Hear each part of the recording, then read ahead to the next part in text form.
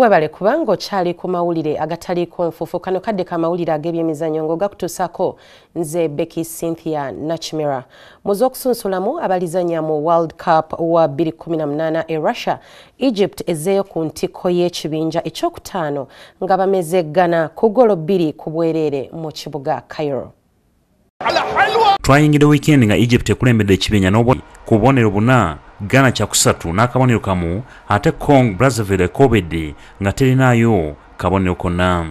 Empaka zino ez'okusunsulamu zaakuddamu okutojjera mu gw'omunaana gw'omwaka ogujja nga Uganda yakukyaza Egypt Namboole nga 28, ate Congo yakukyalira Ghana nga gino giwedde wakuyita wiiki emu yokka Uganda ekyalire Egypt mu kibuga Cairo nga gino ebiri gyakusalawo kyamaanyi nnyo ku mikisa gya Uganda okuyitamu. Ate jo emisinde gy'okwetooloola ebyalo egya MTN Kampala Marathon gibulako ennaku 6 zokka gibeewo ekkololo.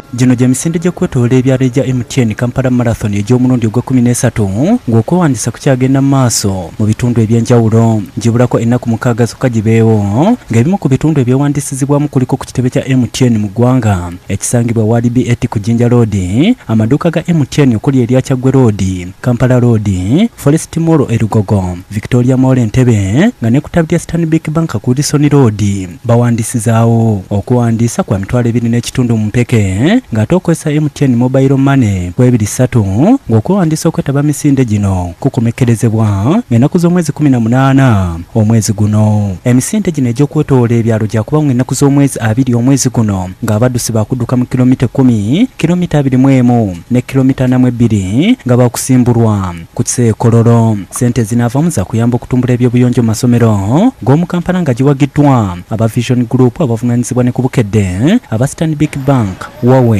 ne Rwenzori. Essomero lya St. Noah ne Cranes High gawangudde empaka z'abamusaayi muto eza basketball eza NBA Junior League ez'omulundi ogwokubiri. Empaka zino ezimaze emyezi 8 nga zitojjera zikomekerezeddwa olunaku olwaleero.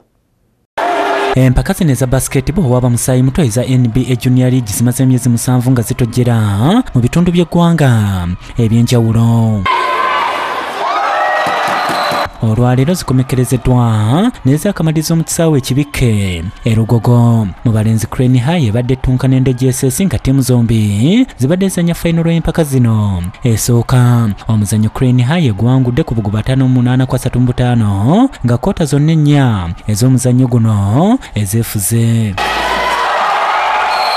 Mu fayinalo y'abawala St. Noah esiitanye okuba Kibuli SS ku buguba 25-23 ng'omuzannyo gubadde gwa bunkenke eri abawagizi ba ttiimu zombi.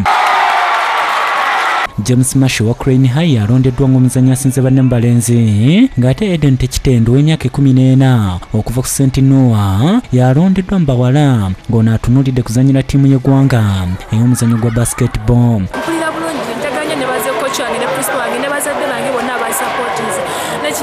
Neraba mu myaka gyange maaso nga nzanya basket because saying yange nti basketball forever era kyenja okola at least mbere one of the top 10. President w'ekibiina ekiddukanya omuzannyo gwa basketball mu ggwanga Ambrose Tashobya abadde